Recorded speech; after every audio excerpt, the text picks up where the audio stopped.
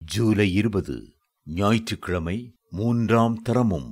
என்னை நேசிக்கிறாயா என்று அவர் 3ஆம் தரம் தன்னை கேட்டபடியினாலே பேதுரு துக்கப்பட்டு, ஆண்டவரே, நீர் எல்லாவற்றையும் அறிந்திருக்கிறீர், நான் உம்மை நேசிக்கிறேன் என்பதையும் நீர் அறிவீர் என்றார். யோவான் 21:17. பேதுரு 3 முறை இயேசு கிறிஸ்துவை மறுதலித்ததினாலேயே இயேசு கிறிஸ்து அவரை பார்த்து, நீ அன்பாயிருக்கிறாயா என்று 3 முறை கேட்டார். அந்த மறுதலித்தலை கழுவி சுத்திகரிக்க அதிகமான அன்பு வேண்டியதிருந்தது. நீ என்மேல் அன்பாயிருக்கிறாயா என்று அவர் கேட்டதற்கு, நீ எவ்வளவுக்கவ்வளவு என்னை மறுதலித்தாயோ அதை மேற்கொள்ளக்கூடிய அன்பு, இனிமேலும் மறுதலியாத அன்பு, துக்கப்படுத்தியதற்கு தக்கதாக சந்தோஷப்படுத்துகிற அன்பு உன்னிடத்தில் இருக்கிறதா என்பதே அர்த்தமாகும். ஒரு தகப்பன் தன் மகன் துஷ்ட வழியில் சென்று இருதயத்தை புண்படுத்திய போதெல்லாம் ஒரு ஆணியை எடுத்து வீட்டின் முன்னே நின்ற ஒரு சிறிய மரத்தில் அறைவார். மகனே, இந்த ஆணி மரத்தை குத்துகிறது போல உன் தீய செயல் என் உள்ளத்தை குத்துகிறது என்று மகனிடம் சொல்லுவார். சில மாதங்களுக்குள் அந்த மரத்திலே 100கணக்கான ஆணிகள் பதிய நேர்ந்தது.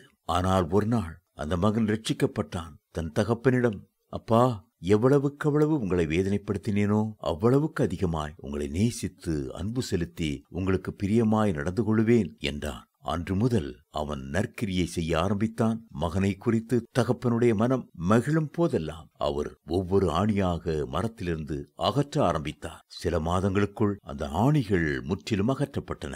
ஆனாலும் மரத்தில் அந்த தழும்புகள் மட்டும் காணப்பட்டன. ஆகவே அந்த வாலிபன் மரத்திற்கு உரமிட்டு தண்ணீர் பாய்ச்ச ஆரம்பித்தான். மரம் விசாலமாய் வளர்ந்ததுடன் தழும்புகளும் மறைந்துவிட்டன. அதுபோலவே நாமும் கூட பாவத்தில் வாழும் போது அந்த பாவங்களே ஆணிகளாய் மாறி இயேசுவின் கரங்களை துளைக்கிறதையும் நம்முடைய துணிகரமான செயல்களே அவருடைய விழாவில் ஈட்டி போல பாய்கிறதையும் அறியாமல் இருந்து விடுகிறோம். பேதுரு அவரை மறுதலித்த போது இயேசு எவ்வளவு துக்கப்பட்டிருந்திருப்பார். அவருடைய இருதயத்தில் பட்டயம் ஊடுருவியதைப் போல இருந்திருக்கும். ஆகவேதான் கர்த்தர், நீ என்னிடத்தில் அன்பாய் இருக்கிறாயா என்று பேதுருவிடம் கேட்டார். முதல் 2 தரம் நீ என்னிடத்தில் அன்பாய் இருக்கிறாயா என்று கேட்ட அவர் 3ஆம் தரம் நீ என்னை நேசிக்கிறாயா என்று கேட்டார். அதற்கு பேதுரு, நான் உம்மை நேசிக்கிறேன் என்பதை நீர் அறிவீர் என்றான். அதனுடைய அர்த்தம் என்ன? முன்பு நான் உம்மில் அன்பு கூற வேண்டிய அளவு அன்பு கூறவில்லை. நீர் பாராட்டின அன்புக்கு நான் துரோகம்தான் செய்தேன். இனி இதுவரை கொடாத அன்பையும் அதோடு கூட துரோகம் பண்ணியதற்கு ஈடாக அதிகமான அன்பையும் சேர்த்து உமக்கு காண்பிப்பேன். இனி அளவற்ற அன்பினால் எப்பொழுதுமே உம்மை நேசிப்பேன் என்பதே அதன் அர்த்தமாகும். தேவ பிள்ளைகளே, நீங்களும் அளவற்ற அன்பினால் கர்த்தரை நேசிப்பீர்களா?